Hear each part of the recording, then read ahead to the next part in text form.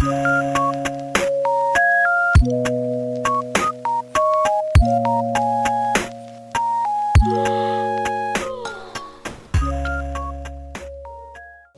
वालेकुम, this is makeover bye रुबना। खुश आमदीद मेरे यूट्यूब चैनल पे। उम्मीद है आप सब खैरियत से होंगे। आज मैं आपके साथ baby bob cut hair cutting share कर रही हूँ। आप देख सकते हैं बेबी के बाल बहुत ही रफ़ हैं और क्योंकि कटिंग काफ़ी टाइम बाद करवा रहे हैं तो बच्चों की साथ साथ कटिंग करवानी चाहिए और नीचे से जो रफ़ बाल है वो निकल जाते हैं और बड़े अच्छे फिर उसके बाद सिल्की और स्मूथ से हो जाते हैं। पर हम पहले इसको फुल हम वेट करेंगे। वेट करने के बाद टेंगल फ्री किया हमने, इसको अच्छी सी कॉम करेंगे और तमाम हेयर फ्रंट पे ले आएंगे। जो हमारा क्रोन एरिया है वहाँ पे सीधी मांग निकाल के तमाम हेयर हम फ्रंट पे ले आएंगे। बेबी को बहुत ज़्यादा मुश्किल होता है इसका कट करना, बहुत ज़्यादा हिलता है।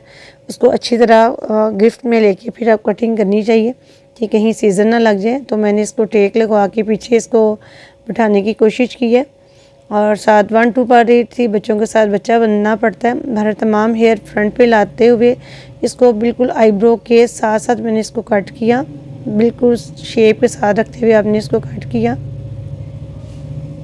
ऐसे नीट एंड क्लीन आपने करना है और तमाम हेयर फ्रंट पे लाते हुए आपने इसको जैसे नेचुरल हमारी कॉम करते हैं इसी तरह आपने कॉम करनी है। साइडों पे ये देखिए, जैसे मैंने साइड पे जब कॉम की तो थोड़े से हेयर मुझे तिरछे लग रहे थे। इसको मज़ीद आगे करते हुए मैंने इसको एक अच्छी सी शेप दी। इसी तरह आप दूसरी तरफ भी देखेंगे क्योंकि जब हेयर साइड पे गिरते हैं तो थोड़ी सी लेंथ निकल आती है। ये बारीक से हेयर निकली हैं, इसको मैंने बेबी हेयर को कटिंग किया। अब तमाम हेयर मैंने वन साइड पे किए और एक ही दफ़ा मैंने इसको कटिंग की ताकि बच्चों को बार बार कटिंग करना ना पड़े। यहाँ पे मैंने नीचे से फिंगर में पकड़ते हुए इसको कटिंग की। बिल्कुल स्ट्रेट हमने कटिंग करनी है क्योंकि हम बॉब कट में जा रहे हैं।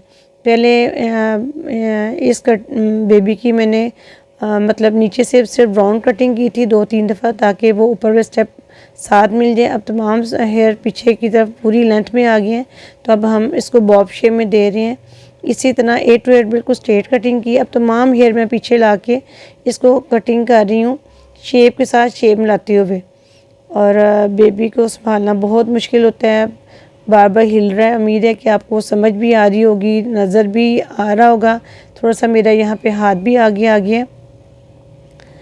तो इस तरह मैंने इसको तकरीबन राउंड शेप में यहाँ पे किया। इसको नीचे से बिल्कुल डेड स्ट्रेट नहीं किया, हल्का सा राउंड शेप में लेके आई हूँ ताकि एक हल्की सी शेप आए।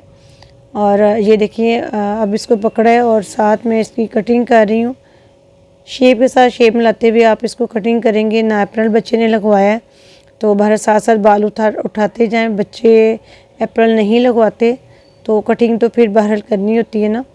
इसी तरह हम स्टेप के साथ स्टेप मिलाते हुए इसको कटिंग करेंगे। नेक को जो बारीक बारीक की हेयर है उसको नीट करेंगे।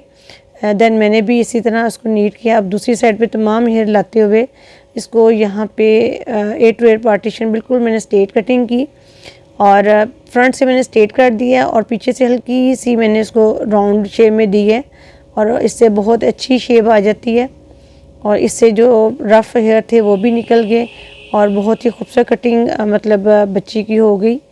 और उम्मीद है कि आपको ये आज के कटिंग अच्छी लगी होगी। देखें बिल्कुल सर नीचे करते हुए आगे से चिन अपने फ्रंट पे लगाते हुए आप इसको जब कर देंगे तो नीचे से तमाम हेयर जो बेबी हेयर है वो भी निकल आते हैं। आप उसको भी नीट कर दें। फिर एक दफ़ा इसको चेक कर लें तमाम हेयर को जैसे आप कटिंग करते हैं राइट लेफ़्ट करते हुए। अच्छी सी मैंने इसको कटिंग चेक किया और ये मेरी फ़ाइनल लुक आपके सामने है। उम्मीद है कि आज का कटिंग बच्चे की अच्छी लगी, वो भी बहुत खुश हुई और क्लैपिंग की। और बाहर बहुत शुक्रिया, जज़ाकल्लाह जी। दुआ में याद रखिएगा। एक खूबसूरत बेबी की खूबसूरत सी कटिंग आपको अच्छी लगी होगी। ये आप देखिए पीछे से कितनी खूबसूरत शेप आई है। अभी इसको मैंने ब्लो ड्राई नहीं किया लेकिन इसके बावजूद भी इसकी एक अच्छी शेप आ रही है। जज़ाकल्लाह जी।